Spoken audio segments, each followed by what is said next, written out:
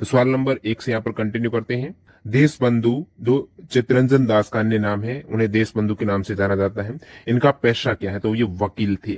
पौधे में बचा हुआ ग्लूकोज को किस रूप में स्टोर करते हैं? तो ये स्टार्च के रूप में। NaOS सोडियम हाइड्रोक्साइड संबंधित सही स्टेटमेंट बताना था। सोडियम हाइड्रोक्साइड को कास्टिक सोडा कहते हैं और ये एक क्षार है उच्च आधार वाला। इसके उपयोग कागज की लुगदी हो गई, पीने के पानी है, साबुन, डिटर्जेंट में इसका प्रयोग किया जाता है। ऊष्मीय अपघटन अभिक्रिया का रिएक्शन पूछा था, तो ये एनसीईआरटी में 3 रिएक्शन बता देता हूं जो ऊष्मीय अपघटन के हैं। यहाँ पर एक तो आपके फेरस सल्फेट को ऊष्मा देंगे तो ये फेरिक ऑक्साइड में कन्वर्ट हो गया, और तो ये अपघटन सारी रिएक्शन हो रही है। कैल्शियम कार्बोनेट है, चूना पत्थर है, इसको ऊष्मा देंगे तो ये बुझा हुआ चूना और कार्बन डाइऑक्साइड बन गया। ये सभी ऊष्मा के द्वारा वियोजन अभिक्रिया है, जिसे ऊष्मीय वियोजन आप कह सकते हो। और लेड नाइट्रेट का भी ऊष्मीय वियोजन हुआ तो लेड ऑक्साइड बन गया। नेक्स्ट वाले यहाँ पर 2 ओम और 4 ओम के प्रतिरोध है। श्रेणी क्रम में है तो डायरेक्टली ऐड करेंगे, समानांतर क्रम में है तो 1/R के रूप में आप ऐड करते हो। राज्यसभा में आर्टिकल 80 के तहत कितनी अधिकतम सीटें हो सकती है? 250 हो सकती है। वर्तमान में 245 है। 250 में से 12 राष्ट्रपति के द्वारा नाम निर्देशित है और 238 है राज्य और यूटी की। जैन धर्म संबंधित जल मंदिर का निर्माण किसने कराया है? तो ये नंदीवर्धन ने कराया था 528 बीसी में। भगवान महावीर को ये समर्पित है जल मंदिर है, जो कि है पावापुरी बिहार में। एक जल महल भी है, वो राजस्थान में है। नेक्स्ट सवाल, संघ की राजभाषा हिंदी होगी किस आर्टिकल में है? 343 में है। लिपि देवनागरी और भाषा हिंदी है। ये जो इसकी घोषणा है ये 14 सितंबर 1949 को ये स्वीकार किया गया है आधिकारिक भाषा के रूप में हिंदी को, इसलिए 14 सितंबर को राष्ट्रीय हिंदी दिवस मनाते हैं। और पहला जो विश्व हिंदी सम्मेलन हुआ था 10 जनवरी को हुआ है, तो विश्व हिंदी दिवस 10 जनवरी को मनाया जाता है। लेटेस्ट जो लास्ट में विश्व हिंदी सम्मेलन है वो मॉरिशस में हुआ था 2018 में। 2021 में फिजी में होना था, नहीं हुआ है। अभी 2022 में ये शेड्यूल हुआ है। पहला हुआ था नागपुर में 10 जनवरी 1975 को। इसने मार्च 2022 में 8वीं बार ये एशियाई बिलियर्ड्स खिताब दोबारा रिपीट हुआ है। पंकज आडवाणी ने जीता है। इससे पहले उनका जो 41वां पूछा था, तो ये इनका खिताब 24वां अंतर्राष्ट्रीय है, 8वां एशियाई खिताब है। और इन्होंने किससे हराया है, ये एक्चुअल में पहले सवाल पूछा गया था। ध्रुव सितवाला का हरा कर ये खिताब जीता है। किन्होंने जीता है? तो ये बिलियर्ड्स का खिताब पंकज आडवाणी ने। आवर्त सारणी में किस तत्व का ग्रुप है वो भिन्न है? तो यहाँ पर देखेंगे जो 9 नंबर वाला फ्लोरीन एलिमेंट है ये आवर्त सारणी का 17वां ग्रुप है। बाकी 11, 19, 37 पहले ग्रुप में आपको एलिमेंट मिल जाएंगे। नरसिम्हा राव के समय विकास का जो LPG, जिसमें 3 प्रमुख उदारीकरण, निजीकरण और वैश्वीकरण है, ये मॉडल किस पंचवर्षीय योजना में? तो उदारीकरण की सबसे पहले जो शुरुआत हुई थी 1991 में हुई थथी। तो उस समय जो नरसिम्हा राव प्रधानमंत्री, मनमोहन सिंह वित्त मंत्री थे, तो ये 8वीं पंचवर्षीय योजना के दौरान है, क्योंकि जो नरसिम्हा राव है 9वें प्रधानमंत्री रहे हैं 1991 से 96 तक। तो इस समय जो कौन सी पंचवर्षीय योजना चल रही थी? 8वीं। दक्षिण पश्चिम मानसून में सबसे अधिक वर्षा कहाँ होती है? ये विकल्प दे रखे थे, करेक्ट आंसर आप बताएंगे। भारतीय एयरटेल ने 25 फरवरी 2022 को इंडस टावर्स में वोडाफोन को कितने परसेंटेज की हिस्सेदारी खरीदने के लिए समझौता हस्ताक्षर किए हैं? तो 4.7% हिस्सेदारी भारतीय एयरटेल और वोडाफोन के मध्य। 100 वाट के जो कुल बल्ब हैं वो प्रतिदिन 5 घंटे चलते हैं, तो कितनी खपत हुई? अब 1 यूनिट का दाम आपको 6 रुपए दे रखा है। अब 1 यूनिट का मतलब है 1 किलोवाट घंटा। कितने किलोवाट घंटा हो रहे हैं? तो आप कहेंगे 1000 वाट, इसको किलोवाट, 1000 वाट में 1 किलोवाट है। 1 किलोवाट हो गया। अब कितने घंटे हो रहे हैं? प्रतिदिन 5 घंटे हैं। सितंबर में 30 दिन है, तो यहाँ पर घंटे हो गए कितने? 150, और 1 से गुणा करना है, किलोवाट तो 1 है, तो टोटल 150 यूनिट का बिल आया। 1 का 6 रुपए, तो 150 गुणा 6, 900 रुपए बिल। ब्रह्मपुत्र की सहायक नदी कौन सी नहीं है? ये विकल्प थे, इनमें से गंडक है वो गंगा की है, ब्रह्मपुत्र की नहीं है। बाकी धनश्री, मानस, तोरसा, लोहित है, दिबांग है, सुबनश्री है, ये आप देख पा रहे हो ब्रह्मपुत्र की सहायक नदियां। तो प्रमुख जो भी नदियां हैं सिंधु, ब्रह्मपुत्र, गंगा, इनकी आप ट्राइब्यूटरी देख लेना। दक्षिण भारत में फसल कटाई संबंधी कौन से उत्सव है? तो साउथ इंडिया में पोंगल है, एक ओणम है, तो फसल कटाई के हैं। पोंगल तमिलनाडु का है, ओणम केरला का है। अन्य प्रमुख उत्सव जो फसल से संबंधित, जैसे लोहड़ी, बैसाखी, ये पंजाब की है, ठीक है। मकर संक्रांति उत्तर भारत है, बिहू असम का है, नोखाई ओडिशा का है, गुड़ी पड़वा जो महाराष्ट्र का है, और वंगाला मेघालय का आ चुका है इससे पहले। उगादि आंध्र प्रदेश, कर्नाटक, विशु केरल का है। नेक्स्ट यहाँ पर किस रंग के लिए प्रिज्म का अपवर्तनांक अधिकतम और न्यूनतम होता है? तो किस रंग के लिए अब अपवर्तनांक है वो डायरेक्टली विक्रमानुपाती होता है उसका वेवलेंथ की तरंग दैर्ध्य। जिसकी तरंग दैर्ध्य ज्यादा है उस कलर का अपवर्तनांक कम होगा। तो आप विबज्योर देखेंगे, प्रिज्म में 7 कलर है, सबसे ज्यादा तरंग दैर्ध्य रेड की होती है, तो रेड का अपवर्तनांक यहाँ पर कम होगा। और सबसे कम वेवलेंथ है बैंगनी की, तो बैंगनी का अपवर्तनांक अधिकतम होगा। नेक्स्ट वाला है रक्त का थक्का बनने में सहायक कोशिका कौन सी है? रक्त का थक्का प्लेटलेट, बिंबाणु हो जाएगा, जिसे आप थ्रोम्बोसाइट कह सकते हो। विटामिन के भी सहायक है रक्त थक्के में। मांग के नियम संबंधित सही स्टेटमेंट बताना था। यहाँ पर कथन दे रखे थे, जब कीमत बढ़ बढ़ती है तो मांग कम हो जाती है, ये करेक्ट है। कीमत बढ़ेगी, जब कोई भी वस्तु है उसकी प्राइस बढ़ेगी तो आप थोड़ी खरीदेंगे, मांग कम हो जाएगी। और मांग घटती सीमांत उपयोगिता के नियम से व्युत्पत्त हुई है, ये भी करेक्ट है। सीमांत उपयोगिता का हार्श नियम है, ये जरूर देखना। जब किसी वस्तु को आप बार बार बहुत ज्यादा उपयोग करें तो उसकी वैल्यू घट जाती है, और धीरे धीरे उपयोग करना आप कम कर देते तो वो हार्श नियम हो जाता है। कहीं ना कहीं यहाँ से मांग का नियम है वो आया है, तो दोनों ही स्टेटमेंट करेक्ट है। भारतीय सेना ने दिसंबर 2021 में कौन सा in house messaging app launch किया? इन हाउस मैसेजिंग ऐप भारतीय सेना ने दिसंबर 2021 में सिग्मा यानी army secure indigenous messaging application को लॉन्च किया था। 2022 इंडिया ओपन बैडमिंटन में मेन सिंगल्स का खिताब जीता है लक्ष्य सेन ने। मेंस डबल भी इंपॉर्टेंट है क्योंकि दोनों ही इंडियन खिलाड़ियों ने जीता है। लक्ष्य सेन का पहले ही आ चुका है। और मेंस डबल का जीता दोस्तों सात्विक सिराज, रैंडी क्रेडी और चिराग शेट्टी ने, ये भी याद रखिएगा। प्रिज्म में विचलन कोण कौन सा है? डायग्राम दे रखा था, तो विचलन कोण होता है क्या? प्रिज्म में वैसे डायरेक्टली रे तो इस प्रकार जानी चाहिए थी, गई नहीं, लास्ट में किस प्रकार गई? इस प्रकार। तो ये जो दोनों ही रे का आपस में विचलन हो रहा है ना, यही आपका विचलन कोण जो इमेज में आप देख पा रहे हो, ब्लू वाला कलर। नेक्स्ट वाले यहाँ पर एक बच्चा जादुई दर्पण के सामने खड़ा है। जादुई दर्पण क्यों है? क्योंकि ये दर्पण इस टाइप से है कि बच्चा का जो ऊपरी हिस्सा है वो उनको बड़ा दिखता है बच्चे को, कि ऊपरी जो सिर है वो उन छवि बड़ी प्राप्त करता है, मध्य का शरीर है सेम आकार का उसको दिखता है, और पैर छोटे दिखते हैं। अब आपको पता होगा भली भांति कौन सी मिरर की ये विशेषता है जिसमें इमेज बड़ी बनती है। शुरुआत में सिर की छवि बड़ी, तो आप कहिए अवतल जो दर्पण है ना उसमें इमेज बड़ी बनती है, तभी तो शेविंग मिरर में, ठीक है, गाड़ियों की लाइटों में अवतल दर्पण का, या फिर डॉक्टर डेंटिस्ट करते हैं क्योंकि इमेज बड़ी बनती है, तो यहां पर भी बन रही है।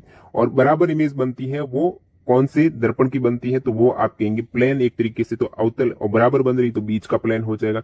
छोटी किसकी बनती है? तो कॉन्वेक्स दर्पण की बनती है, यानी उत्तल की बनती है, तभी तो गाड़ियों का पीछे का दृश्य दिखता है छोटा छोटा, एकदम पूरे कांच में आ जाए, दर्पण में आ जाए। तो पैरों का छोटा भाग, तो पहला अवतल, दूसरा आपकी प्लेन, तीसरा कॉन्वेक्स हो जाएगा। नेक्स्ट यहाँ पर आपको पूछा मस्तिष्क का कौन सा हिस्सा अनैच्छिक गति को नियंत्रित करता है, जो आपके कंट्रोल में नहीं है। अनैच्छिक गति को नियंत्रित करने वाला मस्तिष्क का पार्ट है वो दोस्तों ये वाला है जो आप देख पा रहे हो, ब्रेन स्टेम है। इसमें ये मिड ब्रेन में आ जाता है, मेडुला पोन्स और मिड ब्रेन का भाग है, तो मेडुला ओब्लागेटा आप कहेंगे। नेक्स्ट वन यहाँ पर, और बाकी जो अग्र मस्तिष्क होता है वो स्वैच्छिक क्रियाओं को नियंत्रित करने के लिए जिम्मेदार है। नितिन गडकरी ने हाल ही में मार्च 2022 में भारत का पहला हाइड्रोजन आधारित एडवांस फ्यूल सेल इलेक्ट्रिक वाहन लॉन्च किया है। वो किस कंपनी का है? तो टोयोटा मिराई नाम का ये वाहन लॉन्च किया है नितिन गडकरी ने मार्च 2022 में। ये हाइड्रोजन आधारित है। नेक्स्ट वाला देखते हैं, अवतल दर्पण में आवर्धन कैसा होता है?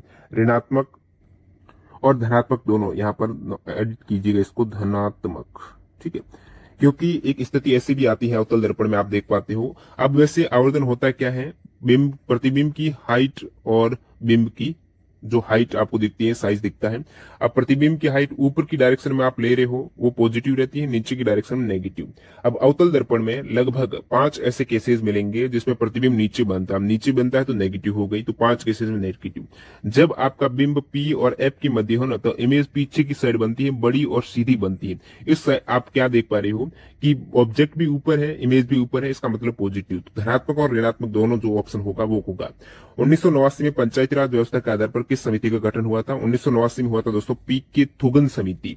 अब प्रमुख जो पंचायती राज से संबंधित समितियां हैं उसमें बलवंत राय मेहता समिति सबसे पहले 1956, अशोक मेहता 1977 और जी.वी.के. राव समिति 1985, एल.एम. सिंघवी 1987 और पी.के. थुगन, ये 5 समिति जरूर याद रखिएगा कब इनका गठन हुआ। ये सभी पंचायती राज से संबंधित पूछ ले कौन सी नहीं है, तो ये सभी बलवंत राय है, अशोक मेहता, राव समिति, सिंघवी समिति, थुगन समिति। नेक्स्ट वाला लिखते हैं, 20 रुपए सालाना प्रीमियम पर बीमा योजना कौन सी है? तो ये अभी अपडेट हुआ है मई 2022 में। पीएम सुरक्षा बीमा योजना के लिए पहले सालाना प्रीमियम 12 रुपए था, अभी बढ़ाकर 20 रुपए किया गया है। तो यह है सुरक्षा बीमा योजना, प्रधानमंत्री सुरक्षा बीमा योजना। शुरुआत है दोस्तों इसकी जब की गई थी उस समय जो ये शुरुआत मई 2015 में हुई है, तो 12 रुपए प्रीमियम आप सालाना पे कर सकते थे। और आपको यहाँ पर दुर्घटना या फिर स्थायी अपंगता के केस में मृत्यु हो जाती है, या फिर स्थायी अपंगता 2 लाख का बीमा मिल रहा है एक तरीके से प्रीमियम 12 रुपए में। और बाकी आयु सीमा इसके लिए अप्लाई के लिए 18 से 70 वर्ष है। 12 रुपए आपको सालाना प्रीमियम देना है, अभी ये 20 रुपए कर दिया है। बीमा अवधि है 1 वर्ष, जो कि नवीनीकरण इसमें कराना पड़ता है, अभी 20 रुपए देकर। इसी प्रकार प्रधानमंत्री जीवन ज्योति बीमा योजना है, इसमें प्रीमियम 330 रुपए है। 18 से 50 वर्ष की आयु है। कोलकाता में ये भी मई 2015 में लॉन्च की गई थी। और ये जो प्रधानमंत्री नेक्स्ट है आयुष्मान भारत योजना या फिर प्रधानमंत्री जन आरोग्य योजना है। ये 23 सितंबर 2018 को लॉन्च हुई है।